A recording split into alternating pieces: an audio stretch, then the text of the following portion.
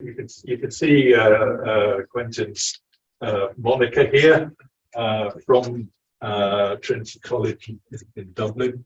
And as far as a quick look through your CV is concerned, the principal interest in your life seems to be uranium and its isotopes through dating of rocks, finding the ages of rocks, and also what rocks can, the nasty things that rocks can do to us. And that's what we're going to hear about this evening. So the floor is yours. Brilliant. Thank you very much. Thank you so much. It's really, really lovely to be here. I spent, like most people, I suppose, a lot of time at home. I spent 2 years teaching from my kitchen table online, and to be in front of a live audience, even now, having been teaching face-to-face for a whole year at Trinity College Dublin, it's really exciting. So I appreciate the invitation, and it's really great to be here. Okie doke. So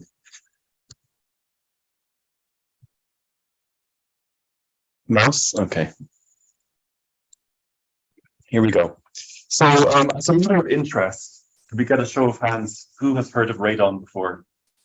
Okay, so and keep your hand up if you think you know, like a moderate amount about radon. Not necessarily an expert, but okay. So that's a good indication for me. So what I'm going to do, I'm going to run through some of my recent research on radon in Ireland. It is something that's universal. We're in this room, we're breathing air, and we're also breathing radon. Even if you're outside on a lovely breezy day, there's still radon in outdoor air. So it's something which we can't avoid. We've always lived with it. Humanity has always lived with it. It can build up in indoor spaces or in closed spaces like mines. And it is linked to some detrimental health effects. So I think it's worth knowing a thing or two about. And it comes from the earth. So understanding geology, understanding pathways and sources can inform us around, radon and where we can expect to find it. So I'm going to go through some basic concepts. It seems like pretty much the whole room knows something about radon, so I won't spend too long on that. I'm going to go through some links with policy and health protection. I'm going to give a very brief overview of Ireland, geology of Ireland. I've got one slide on that, so probably 30 seconds. And I'm going to talk through how a new map of radon was produced based on incorporating geology and geogenic factors. And I'll talk a little bit about different methodologies of mapping. And incidentally, a new radon map for the UK was just launched within the last week. I'm not going to be talking about that because I don't know too much about it. And really, I suppose, if I can provide a tagline right at the start of the talk, I think it's important for us to appreciate reliable geological data, particularly when it's digitized and particularly when it's open access, so it's available to everybody. Because a lot of what I'm going to talk about here, I'm using digital resources, high quality digital resources with geodata, and they weren't designed or captured to do this kind of research. So whoever collected the data and compiled it and archived it, they weren't thinking of radon. But people like myself and other researchers, we can come along and we can do fairly novel things with data sets like this. And if they didn't exist, we wouldn't be able to do this research. Okay. And by the way, it's a very informal setting. And if you want to ask a question partway through, that's fine. If I get a lot of questions, maybe we'll save them to the end. But if there's something you fundamentally don't understand, feel free to raise your hand. I'd much rather you ask me during the talk than you wait till the end and say, what was that thing on slide 3? I have no clue what that was. So I couldn't be in Glasgow and not mention Frederick Soddy. In terms of the huge, I suppose, the benefits to physics and chemistry and radioactivity, his research was really fundamental to understanding radioactivity. So he was the researcher who proved that uranium decays to radium. And as you heard at the start, I'm kind of fascinated with radium and its uranium and its decay products. So I see this as a really kind of key milestone in understanding uranium series and its decay and daughter products. 1913, he was the first to announce this concept, which atoms can seem identical, and they can have the same properties, and it's the same element, but they can have different atomic weights. And this was the whole notion of isotopes. So the same place, the same atoms, but they have different mass. They're different somehow. And because of his research and these theories that he developed here in Glasgow, led him to win the Nobel Prize for Chemistry in 1921.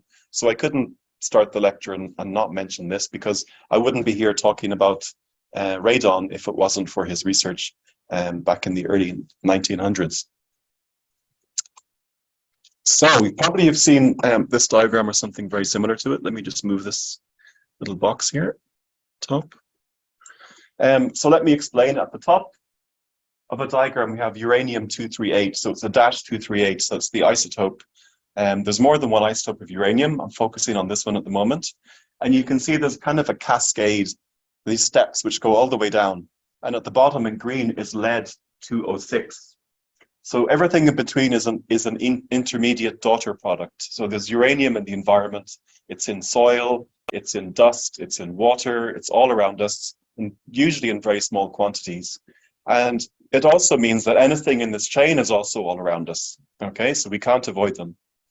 Now in red over here, partway through, is radon. It's radon-222, and this is the main isotope of radon which exists naturally. It's not the only one. I'll mention one other during the talk. And there's something very curious about radon. It's a gas, and everything else in this decay chain is a metal. So it's very unusual in that respect. It's actually chemically inert, so it's non-reactive, but it is radioactive. So it does give off energy. It has a half-life of 3.8 days or thereabouts. So every 3.8 days, if there's no new radon coming into a room or a chamber, it means that that concentration has been halved and subsequently halved again after another 3.8 days. So it's a very curious thing. Each step of the way, some radiation is given off. You can think of this as a package of energy. Largely, it's either alpha or beta radiation. Now, alpha radiation can be stopped by your skin cells, dead skin cells, okay? Yet radon is an alpha emitter. And you may think, well, okay, what's the big deal? If our skin can stop alpha radiation, then why is this considered something which is hazardous or detrimental to human health? The thing is that if we somehow inhale or ingest an alpha emitter, then all that energy is absorbed by the tissue and the cells. And if we have enough damage accumulating, this can affect our DNA, and then this can lead to an increased likelihood of developing cancer. So because it's a gas, and because the daughter products, these are charged metal ions, and they can stick to particulates like dust, and we can inhale the radon, or we can inhale the daughter products, and this can become lodged in our lung tissue, and then this alpha radiation sits there, and it irradiates the tissue, and this can lead to development of lung cancer. So it's not something that's guaranteed. It works on probability, but definitely there is a link between radon exposure and increased likelihood of developing lung cancer in life. It's actually classified as a class 1 carcinogen by the World Health Organization, and globally, radon is the second most common cause of lung cancer after tobacco smoking, and it's the first cause of lung cancer in non-smokers. So it is a pretty big deal, and I wonder why more of the public haven't heard about this thing. I think it's important to know about. The thing is, we can't see it and we can't smell it, and it's very easy to ignore. It's a dense gas, so if there's a house with several stories, it tends to accumulate most on the ground floor or the basement, but you can find it anywhere. So what do we know about radon and how do we know it? It really goes back a long way, way before the discovery of radioactivity. There was this causal association that was made as early as the 16th century in the Erzgebirge Mountains, where silver was being mined at the time. And it was noticed by physicians that young, healthy, usually men, would spend time in the mines. And there was a very disproportionate high number of these healthy young men who were developing lung ailments, respiratory ailments, and dying. Now, cancer wasn't known and radioactivity wasn't known, but some physicians made this link. They said there's something going on in the mines. There's something to do with the atmosphere in there that's causing these young males to die. And they actually gave it a name. but without really understanding what was causing this and actually what was this thing. Now, fast forward to 2005, and a real seminal paper was published, which took a large pooled data set from 13 countries around Europe, looking at domestic exposure of radon. So up to this point, most of what was known about radon exposure and its effect on human health came from small-scale population studies of miners, okay? People who worked underground, maybe even in uranium mines, some of them as well. So it was really in the early 2000s that this was a landmark study. It was published by Darby et al. And one of the main findings from that study was that a relative lung cancer risk, it increases by 16%. You might be wondering why not like 15 or 20, 16% with every 100 becquerels per cubic meter increase. So a becquerel, if you can picture a cube of air, okay, meter by meter by meter, and 1 becquerel is 1 radioactive disintegration in 1 second. So 100 becquerels is 100 radioactive disintegrations in 1 second in that cube of air. So for every 100 increase, there's becquerels per cubic meter increase. There's a 16% increase in the likelihood of developing lung cancer over a 30-year period or so. So long-term exposure. So by 32% with 200 becquerels, 48% with 300, and so on and so forth. And actually, there's a synergistic effect between tobacco smoking and radon exposure. So it's something which can be proven not on a case-per-case basis, but in terms of population studies and looking at probabilities. So that's how we know what we know about radon. Now, most of the talk I'm going to focus on Ireland because it's what I know most about in relation to radon. But equally, what I'm going to talk about in terms of a methodology or a process could be applied anywhere in the world. Okay, so there's a reason why I've studied Ireland. Partly it's because where I'm based in Trinity College, but also there's a very high availability, open access to high quality digital geodata. I have tried to do similar kinds of research in some other countries, some of them in Europe even, and it's been impossible. It could be an issue in terms of getting access to the data, or it just may not exist in the first place. So by way of an introduction, I suppose, another reason why I became interested in radon in Ireland is because the average concentration is very high. The average indoor concentration of radon as a population weighted average is just under 100 becquerels per cubic meter. Now, the global average is somewhere around 40, and in the UK, it's around 20. So you'll see Ireland has quite a lot higher than average. And there's a reason for this. It's because of the geology. So as a geologist, I became really fascinated with this connection between geological heritage of our landscape and the kind of things which are inherently part and parcel with that, whether it's in a positive sense or a negative sense.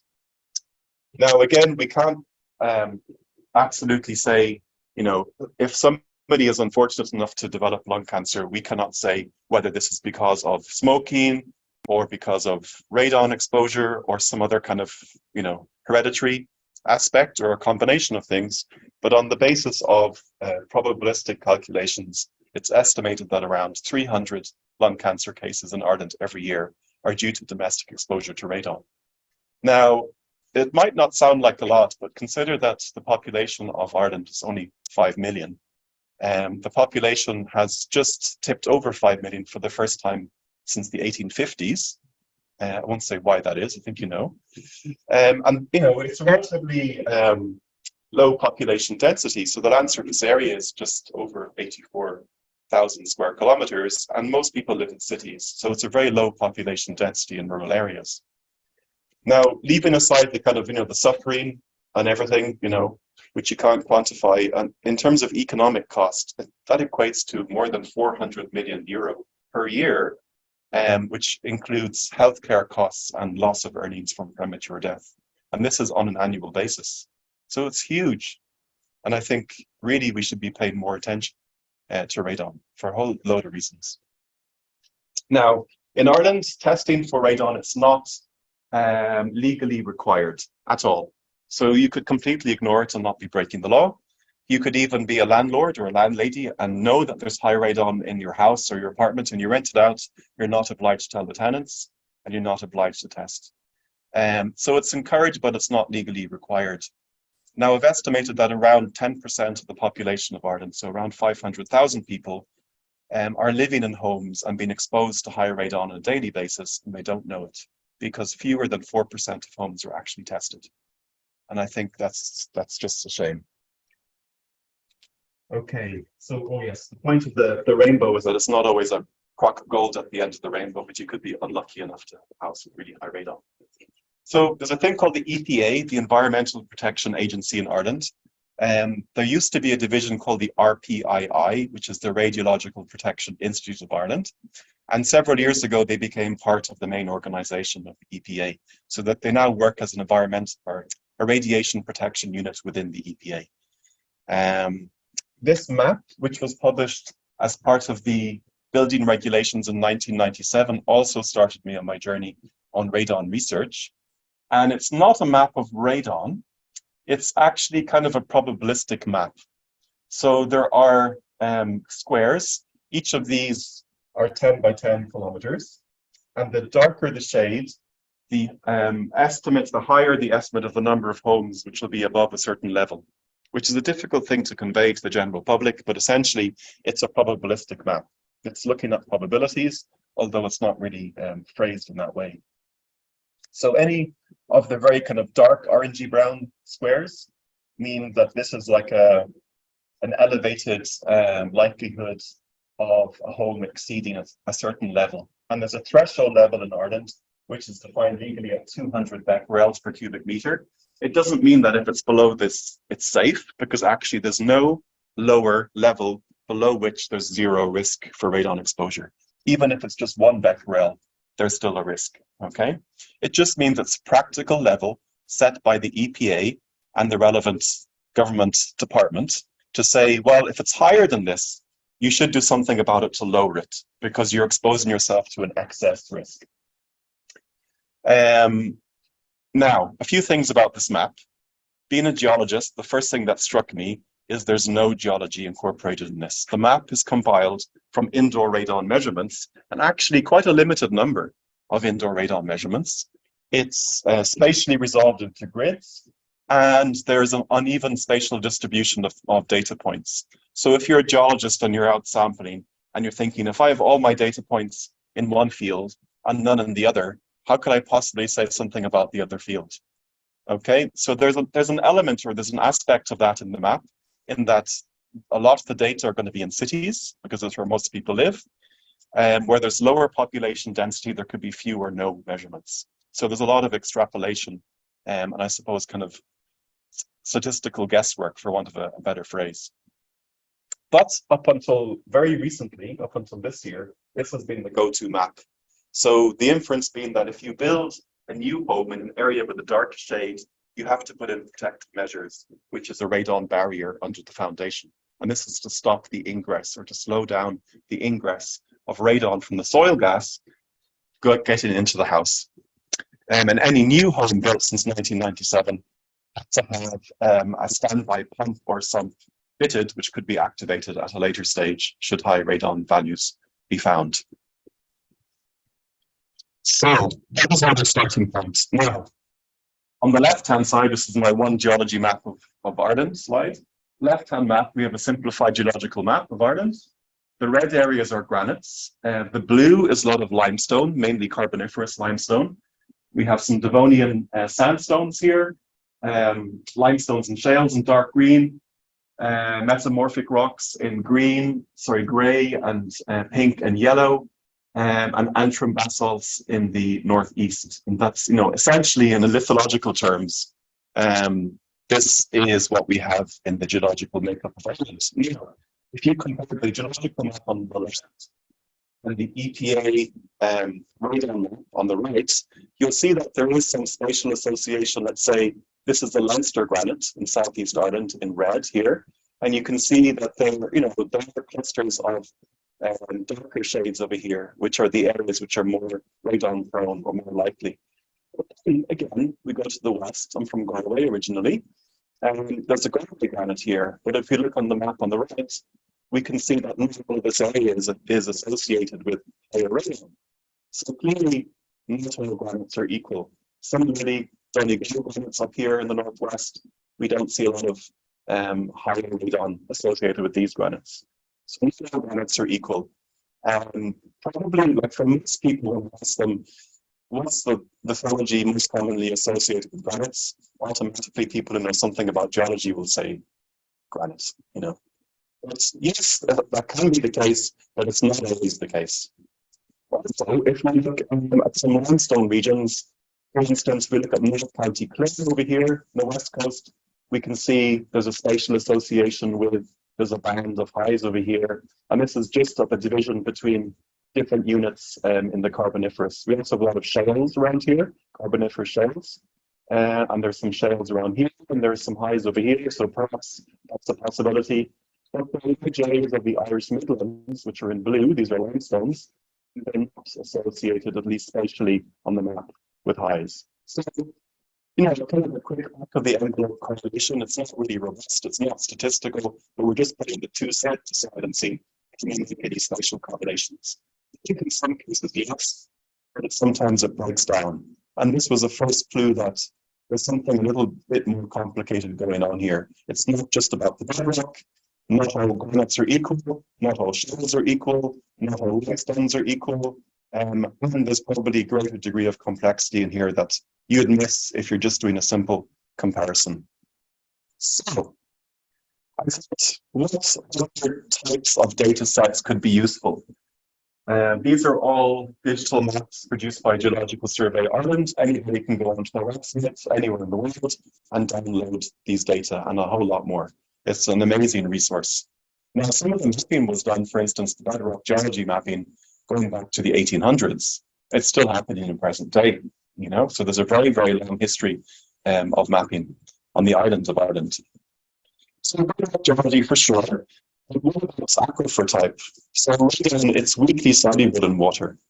It has a short half-life, 3.8 something days. So let's say you have a source area and you have some groundwater, and the groundwater can actually carry some of this radon and it can move it somewhere else. And then it may degas, or it may go to the surface, and it may end up in somebody's house. And that house may be built over lithology, which is not commonly associated with radon. But the radon hasn't been sourced in that lithology. It's ended up coming to the surface through that lithology. So I thought, okay, well, maybe aquifer type is an important geological characteristic that we can include to try and understand radon. There's also quaternary geology. There's a very rich quaternary history, and we have a lot of different quaternary types of sands and gravels. They have different types of provenance, they have different physical properties, different permeability, different landforms, and all of these things can help to affect radon at the surface.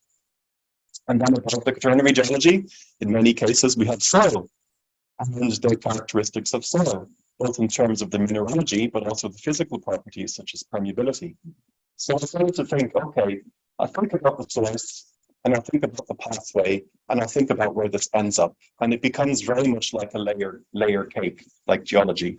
And each of these different layers have different intrinsic properties, whether it's the chemical composition, like the concentration of uranium, for instance, or radium, or the permeability, and how quickly or easily can groundwater flow through. Is it really fractured? So I suppose a question for you in the audience, would there be any other data sets that you might include in addition to these four that you can think of top of your heads? Airborne. I'm going to come on to that later.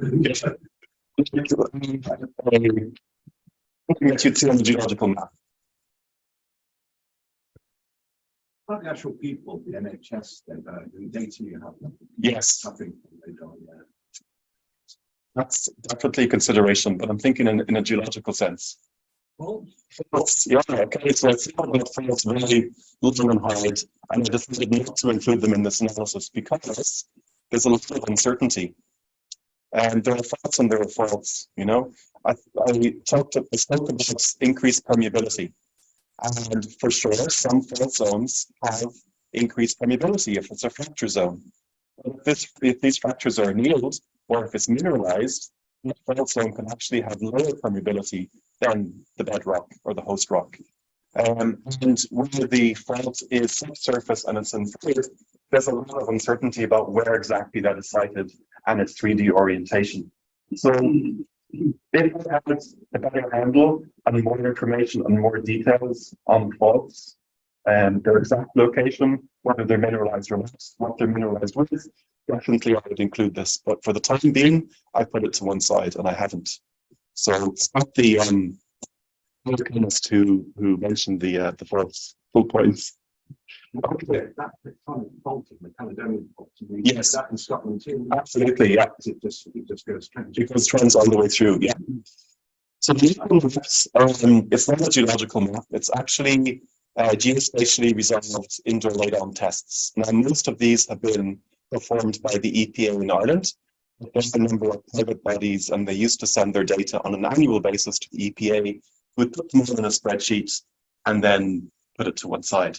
So several years ago, I said I would really like it if you would give me this data set so I can do some research, and I will not make the exact localities identifiable, like down to a house level.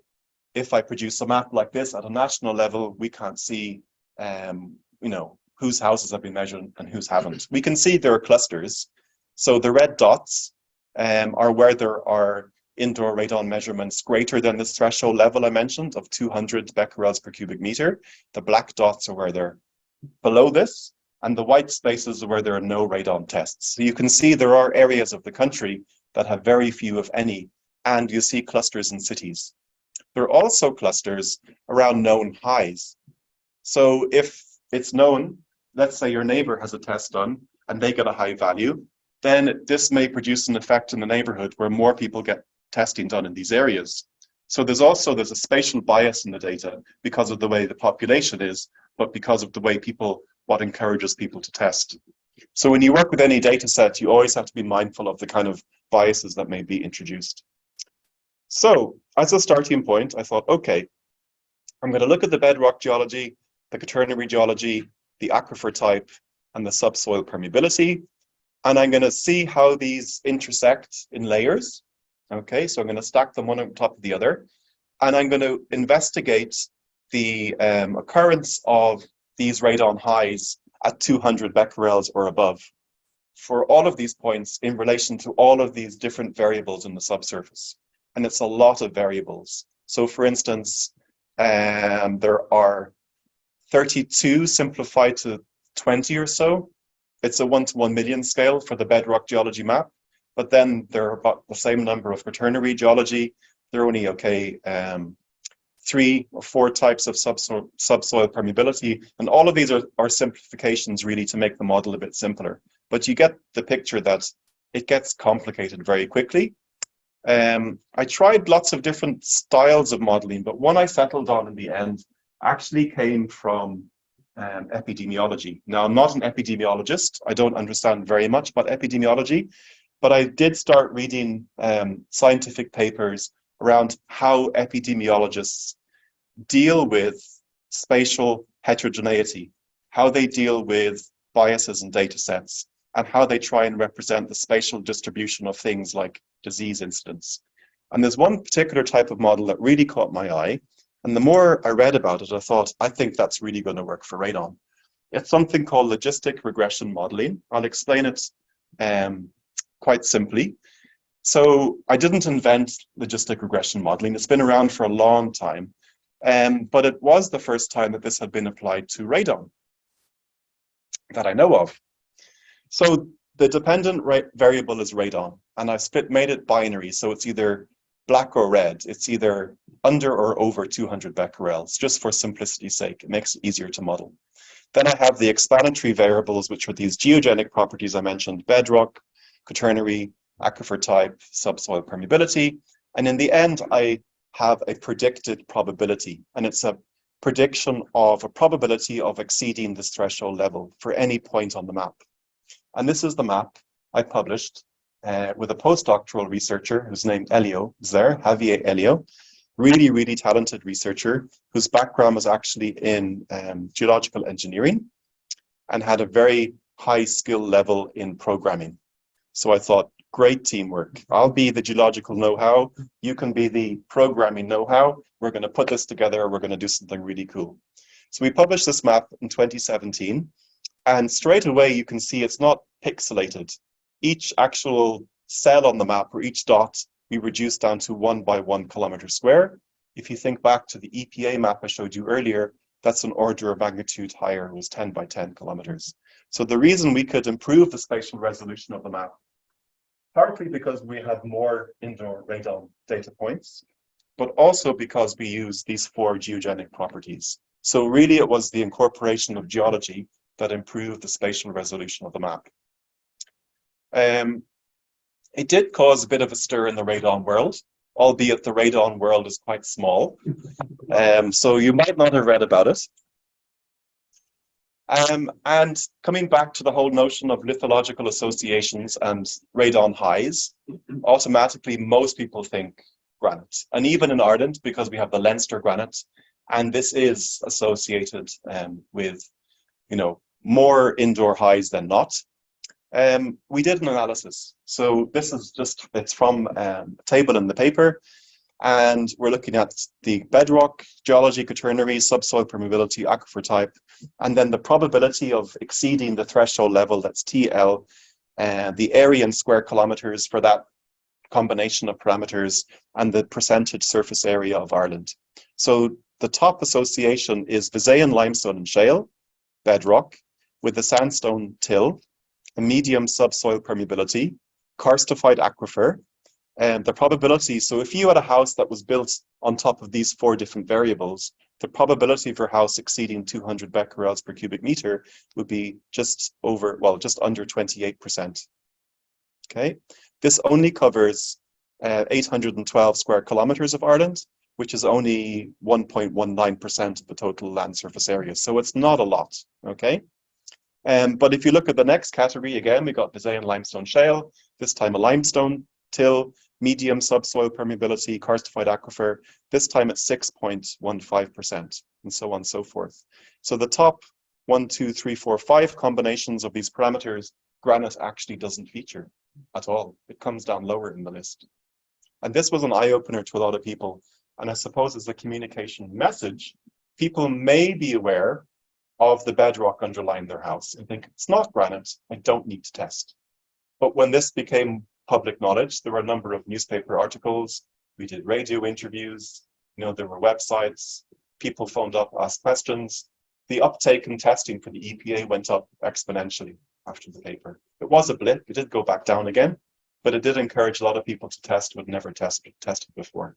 So I think there's a message there in that a better understanding of the subsurface, the geology under our feet, can actually lead to a better outcome in decision-making for all kinds of things, including public health outcomes in relation to radon exposure. So I'll put these 2 maps side by side. They're simplified here. So they're just binary in terms of their colors. So the yellow is where high indoor radon is less likely. I suppose the bottom line is that you can find high indoor radon anywhere. Just because it's in an area on the map that's got a light color doesn't mean that it's not going to be high. It still could be, it's just a lower probability. And the darker areas where high indoor radon is more likely, or, you know, has a higher probability. So you'll see there's a difference, not just in the spatial resolution, but also in the distribution of some of these highs and lows. Particularly, let's say, in the Midlands, which always used to perplex me why on the map on the left that this was low. We did see at a higher spatial resolution when we included the geology that there are areas which are predicted to be high. And certainly we can start to see some geological trends. So if you can remember the geological map I showed you previously, this is a trend within the Carboniferous, and this is a fold pattern that we can see in the Carboniferous limestones and shales, and it's clearly been picked out as areas which have a much higher probability of having high indoor radon. So putting the geology into the map seemed to make a lot more sense. Now, if you're a skeptic, and I think it's really healthy to be skeptical, you might ask, well, did you test this? It was tested very rigorously It was tested by us because we had a training data set and a test data set. So we treated the test data set as an unknown. We put it onto the map. We looked at the numbers of false positives and false negatives. That was good. We published this as a paper. We presented this in reports to Geological Survey Ireland and the EPA. The EPA became very interested in this because they were planning to update their map from 2017, but weren't really sure how to go about it. So we provided them with a possibility. We said, try it. They put this out for a government tender. It went to a third party who deal with a lot of geospatial information for the Irish government. And they tested this and they validated our approach. They said, yep, this works. And then it went to the EPA. The EPA took this on as a training exercise to develop an in-house data analytics team. And they worked on this for over 2 years. It coincided with COVID, so that slowed things down. And then it came back to us as a work group with the GSI, with EPA, and it was finally launched as a new map in May of this year, 2022. It has yet to be incorporated into all the legislation, but it's still there now as a reference map, and the expectation is it's going to replace the old map in legislation very soon. The complication is that it covers both workplaces and domestic residences, and they fall under the remit of different government departments. So it means that they actually have to talk to each other and cooperate. So it may take some time. Let's see. But the map is there. If you go to the EPA website, epa.ie, you can put in your postcode, you can search by geography, you can zoom in and out. And I think that's something to be really proud of. It's a piece of research which just started as a concept and a small bit of funding for a 2-year postdoc and a small research group to do something to integrate geology and then produce this as a new product or service, which, you know, potentially can benefit everybody. It's something I'm really, really proud of.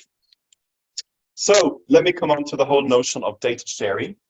GDPR is the General Data Protection Regulation, which is an EU-wide legislation. And this whole notion about access to data to do research.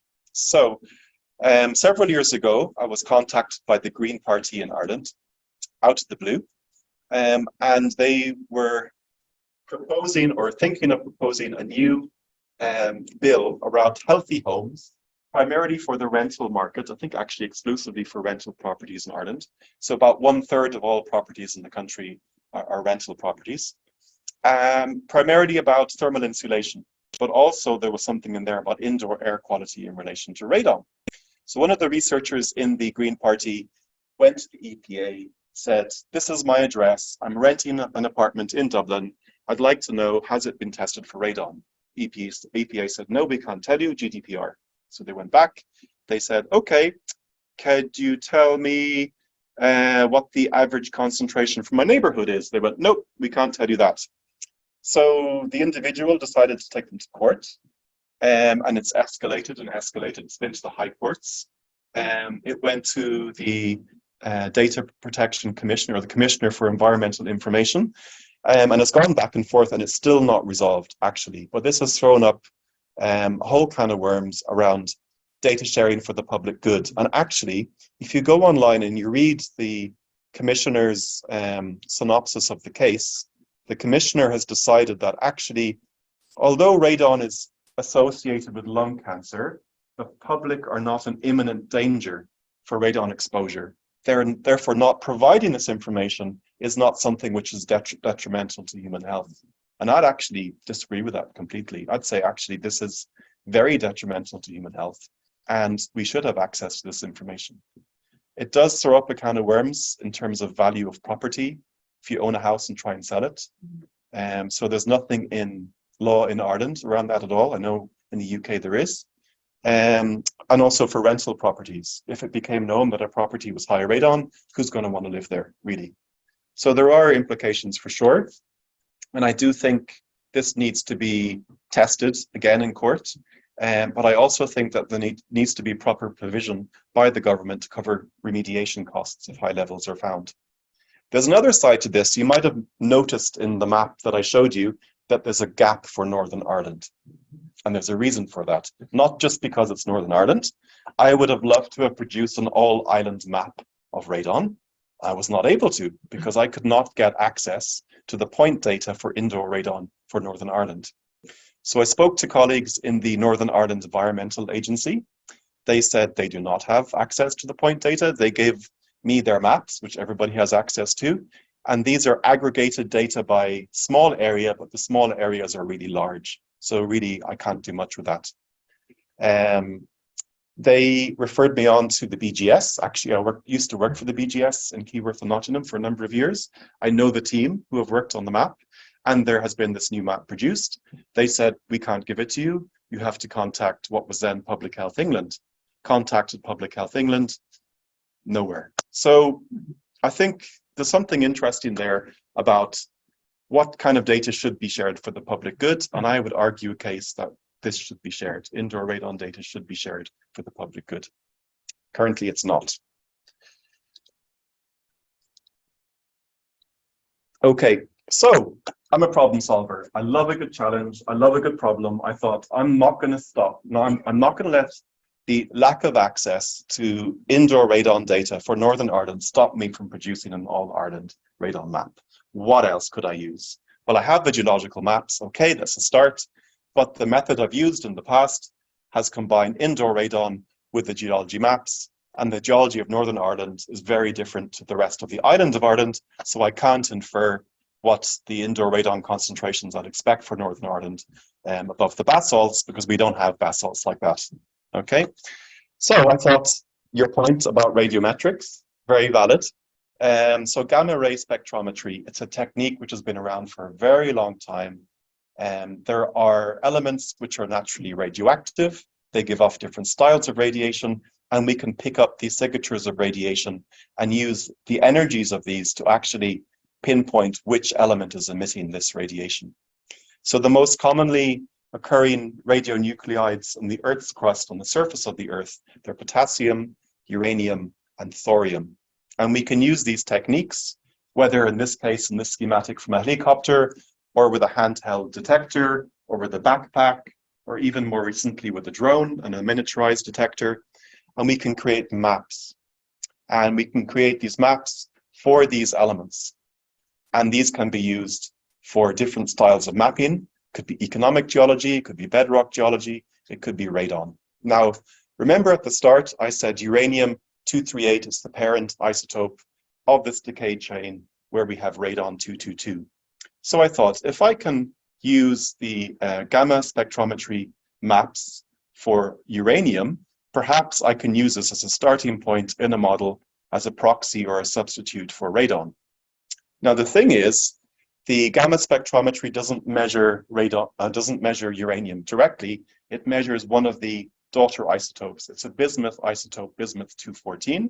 It's easier to measure than uranium, and it's commonly used as a proxy or a substitute for uranium. You might see a small e and a u. It means equivalent uranium. So I thought, well, actually, I'm more interested in the radon. So I converted the bismuth-214 data to equivalent radon. And that's what I used as a map. Now, very luckily, there's a known correlation between the concentration of radon in the soil, the permeability in the soil, and the potential of exceeding a certain threshold level of radon. And this, it's called the radon potential, or sometimes geogenic radon potential. It was developed by scientists in the Czech Republic, or what was then Czechoslovakia. And actually, the Czech Republic are the only EU member states who have this enshrined in their law. If there's any new build to take place, they must measure the subsoil permeability and the soil gas, the radon concentration in the soil gas, over a certain number of measurements over the intended footprint of that house. They use this formula. It's a function between the radon concentration in the soil and the permeability of the soil. And from this matrix, and if this value is over 35, they say you must put in preventative measures like a pump or a radon barrier. And I think this is a really, really sensible approach. If you think about the maps I showed you previously with the indoor radon, there are large data gaps in the map. maps. So if you have what's sometimes called a greenfield site, if it's an agricultural area and it's rezoned for housing and houses are built there for the first time, that means nobody's measured radon there ever, because nobody's ever built a house in it, at least not in living memory. Whereas if you use this technique, you can measure directly in the soil and you can infer what you would expect to find in a house, should a house be built there. So I think it's like a really eminently sensible approach, yet there's only one EU member state that has this in law. And I think there should be more, and even non-EU countries. So, back to the radiometrics. The map on the left, it's a map in progress at the time, which I published was 2020.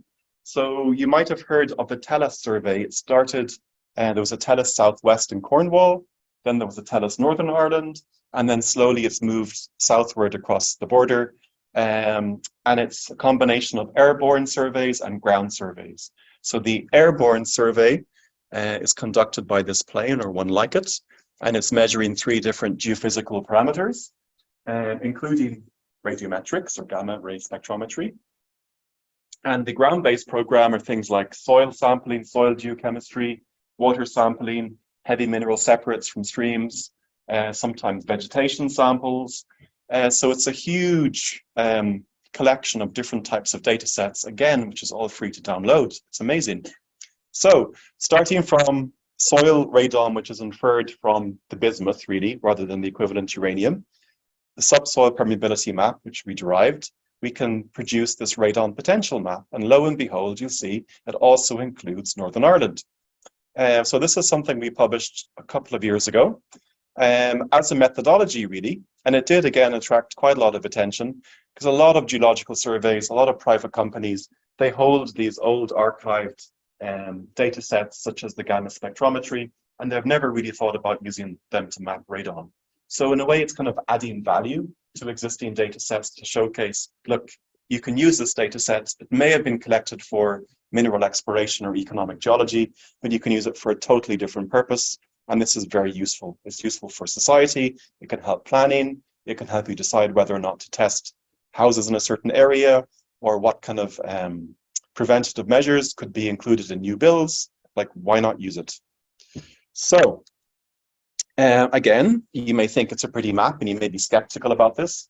So we wanted to test it. Now, indoor radon was not used in making the map. It was the gamma ray spectrometry and subsoil permeability. But we then got the indoor radon map data points for the Republic of Ireland, not for Northern Ireland. And we plotted these on the map into the different categories, different radon classes.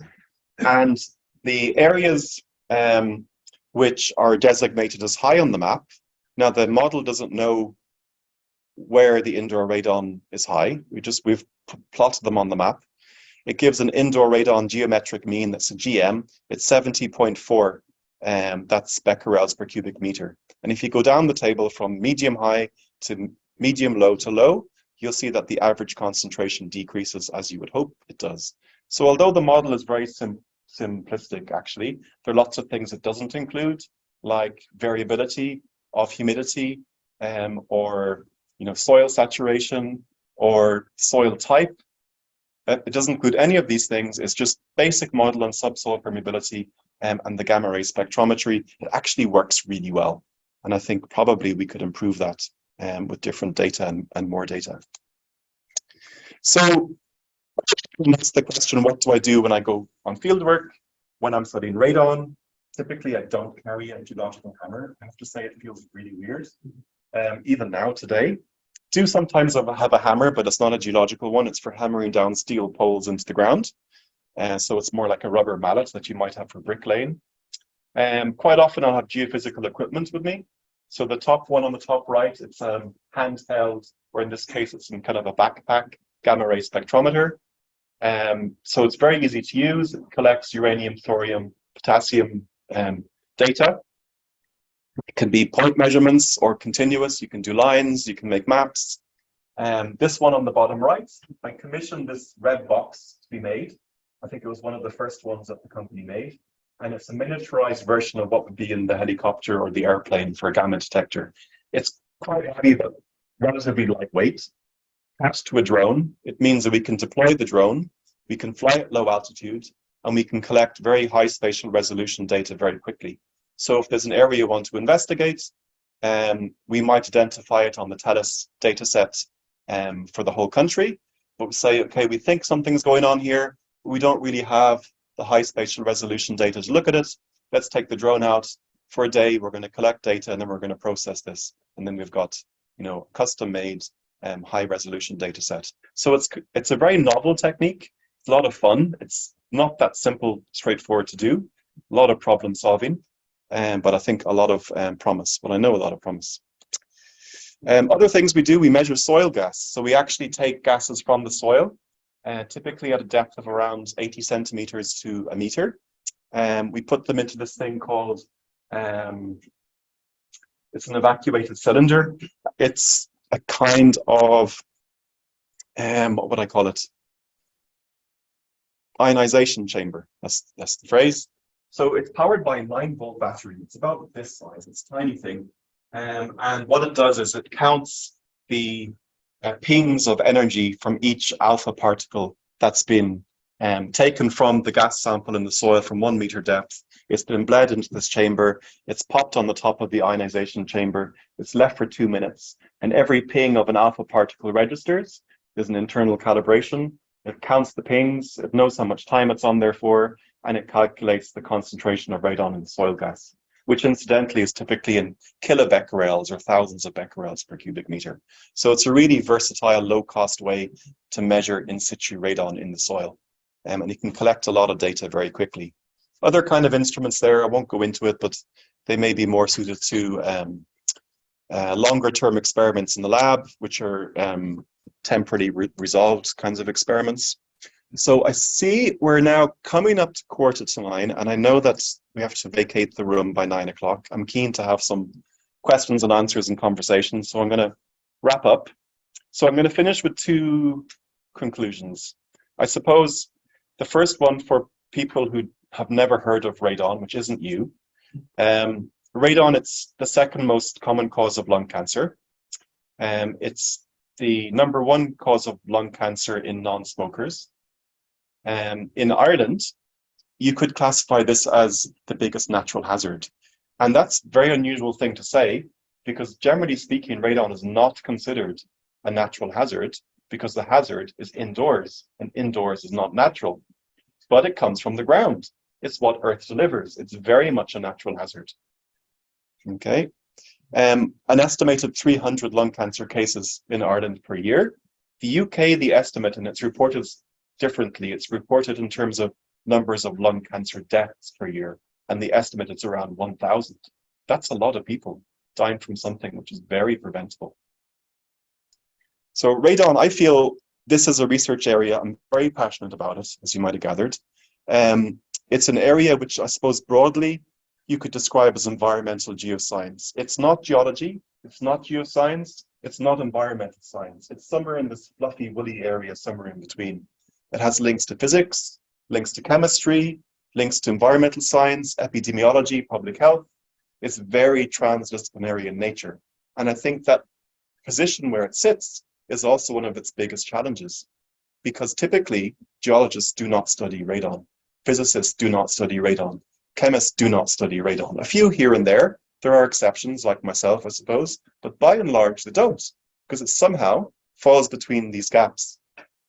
And there are different kinds of gaps. There's this discipline-specific gap, but there's also a very real skills gap. So the EPA in Ireland recently conducted a survey. They were putting out advertisements for vacancies within their radiation protection unit. They were getting 0 applications. And it wasn't because people weren't interested, it's because nobody felt qualified. There was a very real skills gap in this area, which could include geologists and geoscientists. So I do teach at an undergraduate level, bachelor's level, and a master's level.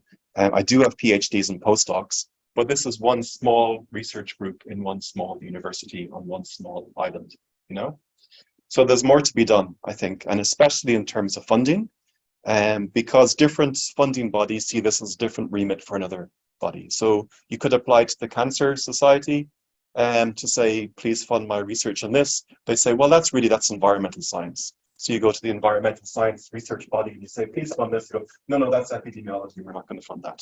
So that's also a big challenge.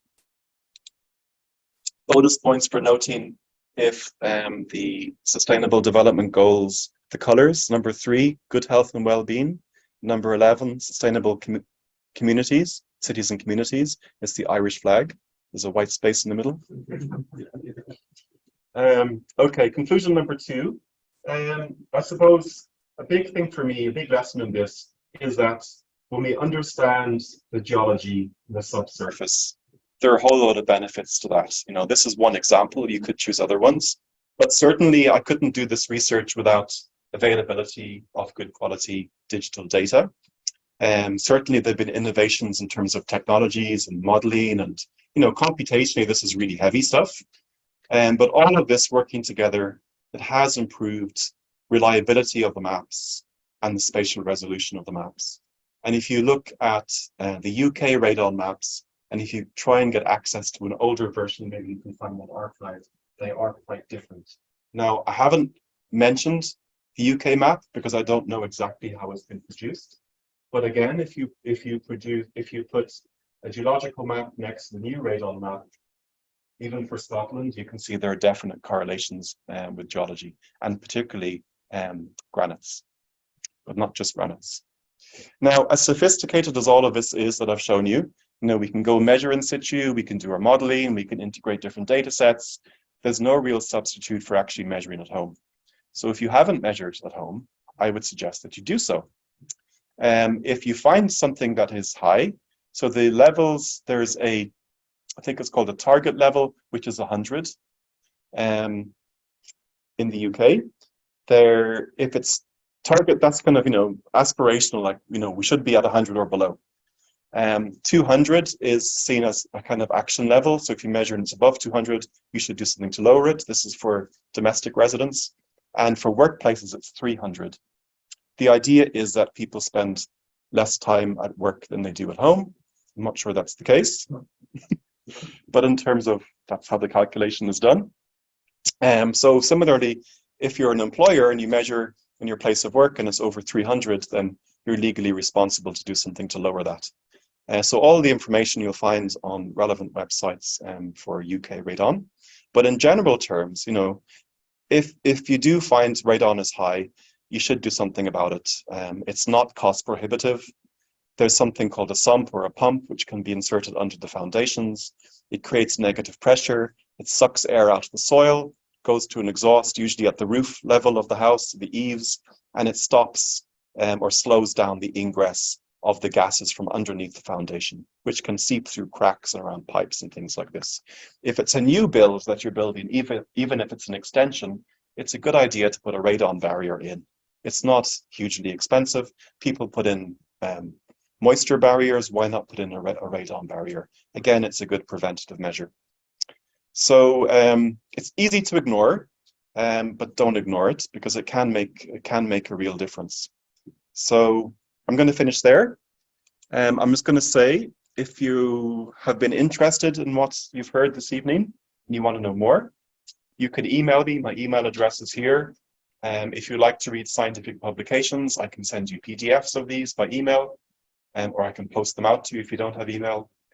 ICRAG, it's a government-funded research centre in applied geosciences in Ireland. I did a podcast with them last year. You can go onto their podcast. It's called iCragorama. You can listen to that. There are actually two of us. One person is talking about geothermal energy, and I'm talking about radon. EcoEye, it's a documentary series on Irish TV. You can find it on YouTube. So if you just Google YouTube or you go to YouTube and you search for EcoEye radon, you'll find it. So I'm part of that. And these two, Gary Bradley is on the right, who's actually a psychologist, was part of my research group at the time. And Gary was studying people's risk perception of radon and how it affects their decision-making about whether or not to test. And if they find high, whether or not they remediate. And there's a huge factor in people's perception of this as a risk. The bottom line is it's much easier to ignore than to do something about it. And Maeve Hughes, who actually has her PhD defense next week, hopefully she recovers from COVID, which she has at the moment. Maeve did her field area in southwest Ireland in an area called Castle Island, where there was a house that was measured to have 1,600 becquerels per cubic meter, really off the scale high. Yet there was very poor understanding of why it was there. So she was looking at this from a geological perspective, mapping the soil gas radon, taking soil geochemistry, doing geophysical measurements, and we now have a much, much better understanding about why anomalies like that Castle Island anomaly exist. So thank you all for your attention, and thank you to the various bodies who have funded my research over the last few years. Hope you've enjoyed the talk, and I look forward to questions. So thank you.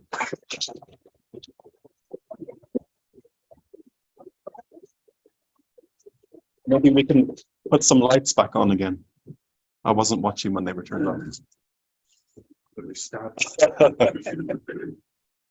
So I think we have about 10 minutes before we're kicked out of the room. I think we're okay. Yeah. Well, thanks very much. That's great. So let's pick up some questions then.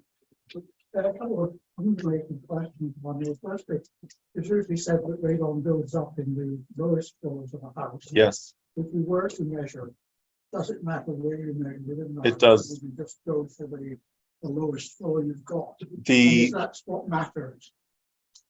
The usual protocol is to measure on the ground floor and one of the bedrooms, even if that bedroom is upstairs. So usually there are 2 measurements per household.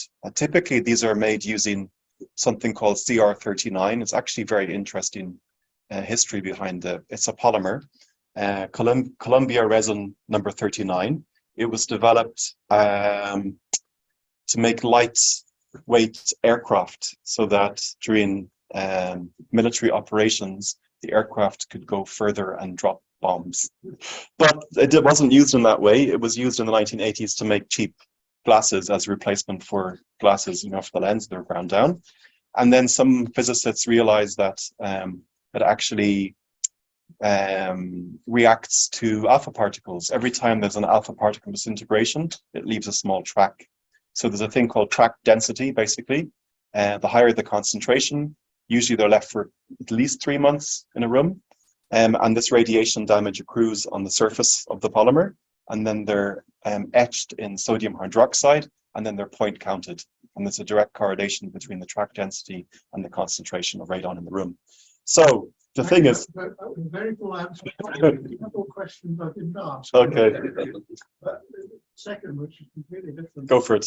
You said on a couple of occasions there's no way to identify on an individual level which lung cancers are due to radon. No. In non-smokers. But are you aware of any work on mutational profiles and mutational signatures in tumors? Yes and no. So there has been... It's a friendly thing. Yes. So I know... Okay, I'm not a cancer expert or a lung cancer expert. So what I understand is there are 4 subtypes of lung cancer, and it's not understood if particular subtypes are related to radon, let's say, and another to tobacco. It's not known. Increasingly, it's becoming apparent that even within histological subtypes of Yes. tumors, they may have different mutation profiles. Yes, it's not known. Okay. It's not known. It's an interesting question, and actually I'm working with researchers in Queen's University Belfast on that exact question, and they've just advertised a PhD studentship, and one of the areas is to investigate this, but we don't know is a simple answer. Quick question. Thank you. Yeah. Quick question. I live in a town building in Glasgow. I noticed that, What floor are you on? I'm on the second floor. Okay. It's made of plastic sandstone. Yes. It's the polymer. So where does it come from? It's in Carlu. And I noticed I've also done some work myself in this one, so using the GR410. Yes. Plastic sandstones down in Devon. Okay. And measuring. But what comes to my mind now is when I go up to Aberdeen, not very good, Yes. and you see the Silver City made this granite, and then you're sat in one of these tombs buildings made of classic sandstone. It's a radon in these kind of buildings. And it's not So building materials, none of that's happening in Aberdeen. And it's city. yes, Building.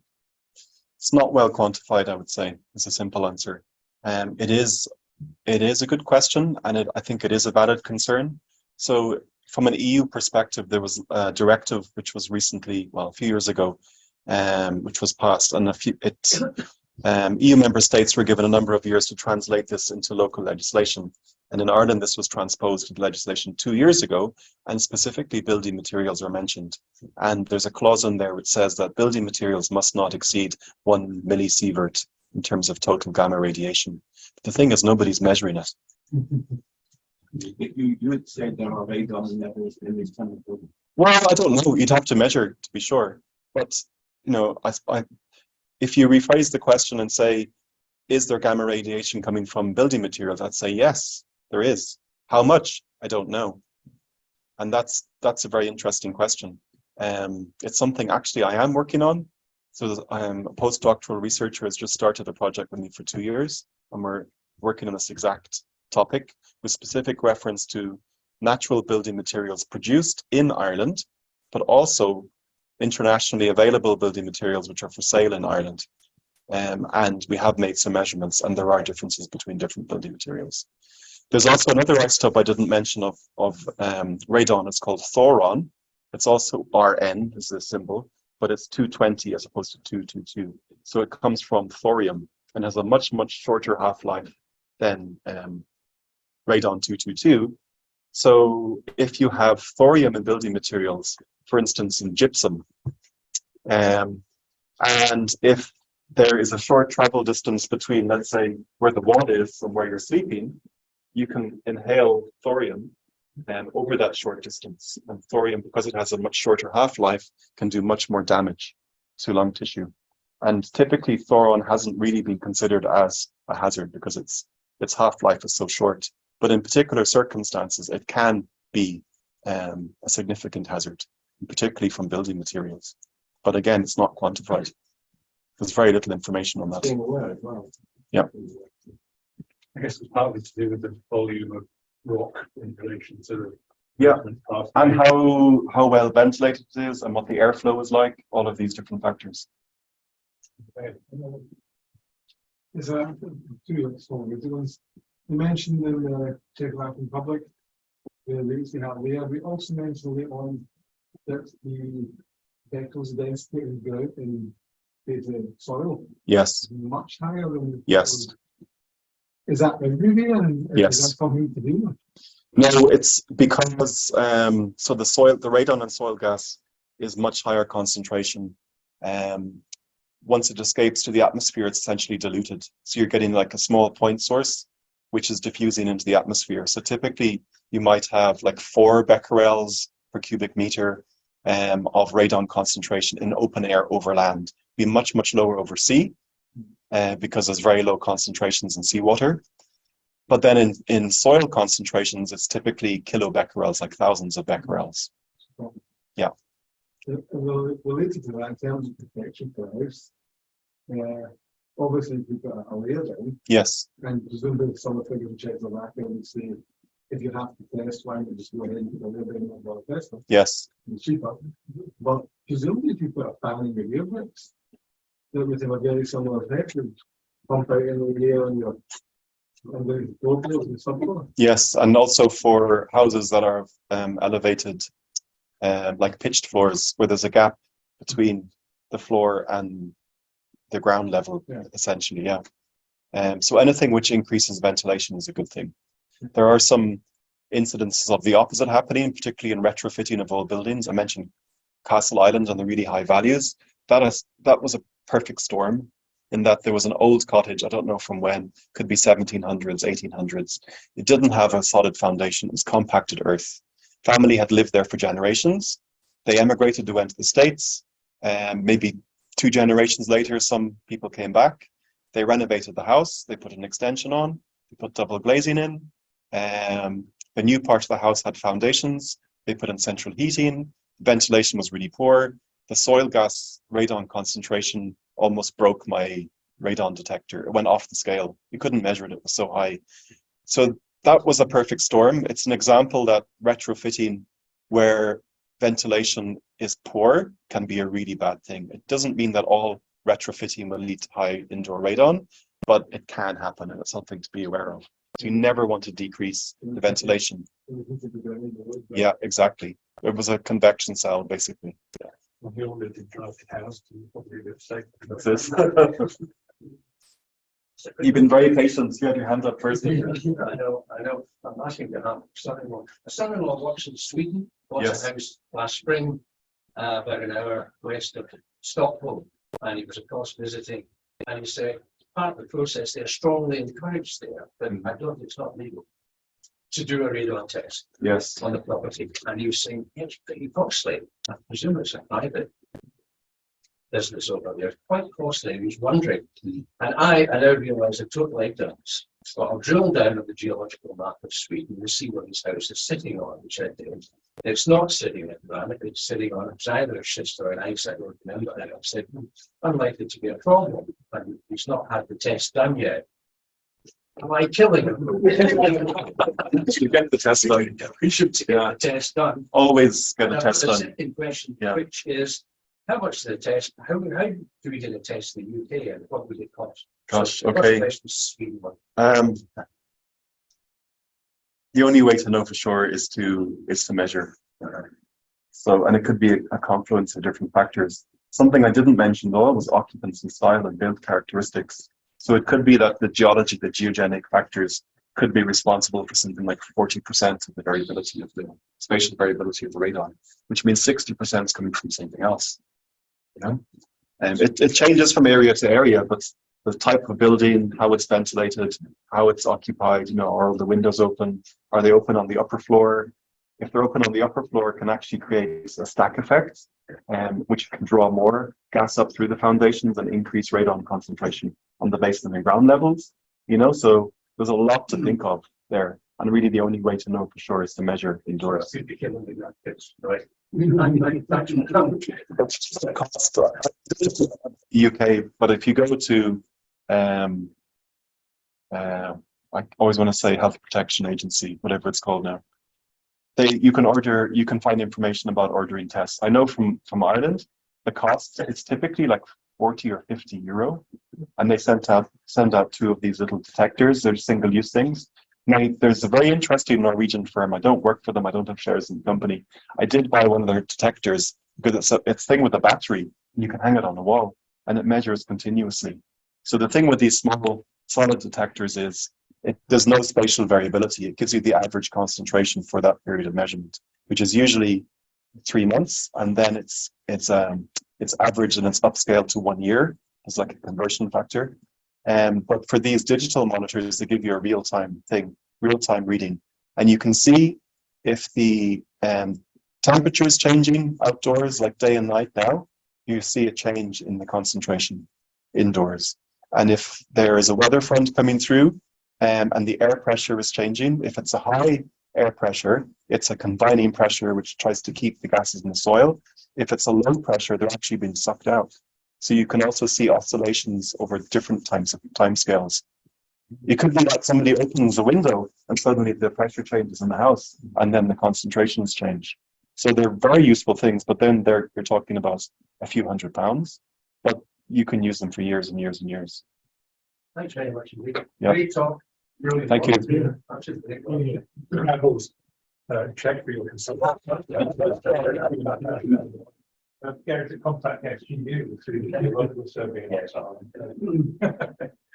Okay, I think we have to draw to a close. I'll take the room. I don't think we're quite thrown out yet.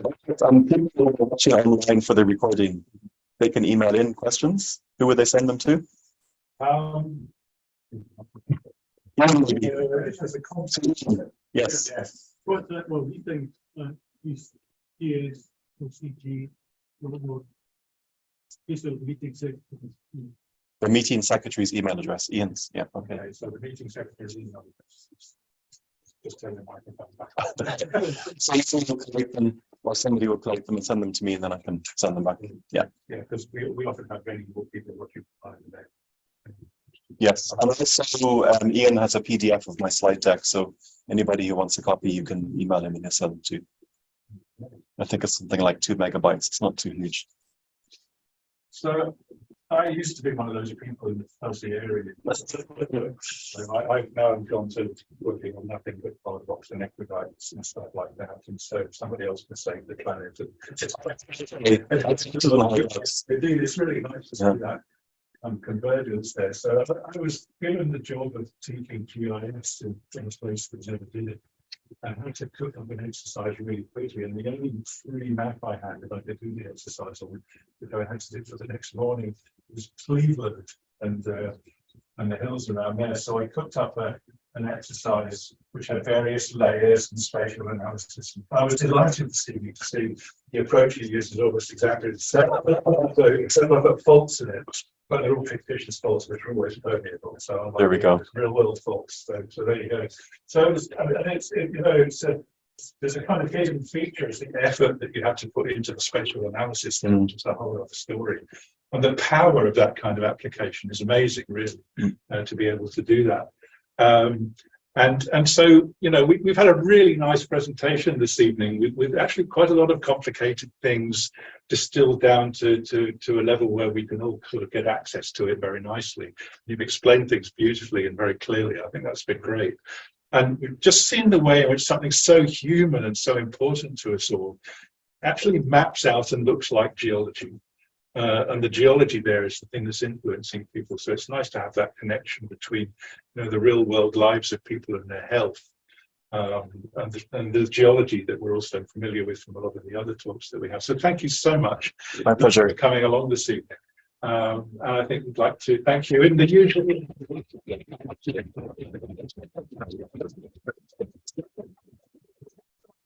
Very much not to have the clapometer on. Thank you. Bless you, quit out as well. So I can remember the online customs.